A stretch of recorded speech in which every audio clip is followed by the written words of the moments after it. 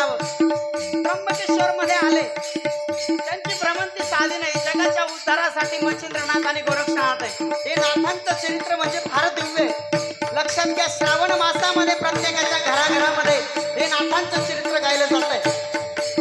मी तर म्हणेल प्रत्येकाच्या घरामध्ये ज्ञानेश्वरी नाहीये बाबा. काही घरामध्ये ज्ञानेश्वरी नाही, पण नाथांचं चरित्र प्रत्येकाच्या घरामध्ये आहे. नाथांची पोथी श्रावण मासामध्ये वाचली जाते. आणि खरी भक्ती जर शिकायची असेल तरी नाथांकडून शिकावी. लक्षात घ्या, आपण म्हणतो गुरुभक्ती शिकायची आम्हाला, तर गुरुभक्ती नाथांकडून शिकावी. किती गुरुभक्ती? गुरुसाठी डोळा दिला मग त्यांना म्हणावं गोरक्ष. हे नाथ सोपे नाही.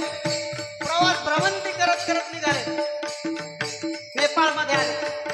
नेपाळमध्ये बराच काळ राहिले. असंख्य भ्रमंती या नाथांनी करावी. गिरनारला आले. गिरनारमध्ये दत्तप्रभूंचा आशीर्वाद घेतला.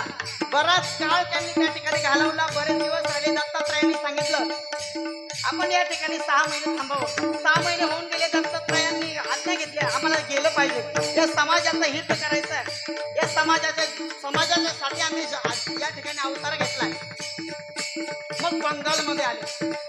त्या बंगाल राज्यामध्ये आले. लक्षात घ्या, मच्छिंद्रनाथ आणि गोरक्षनाथ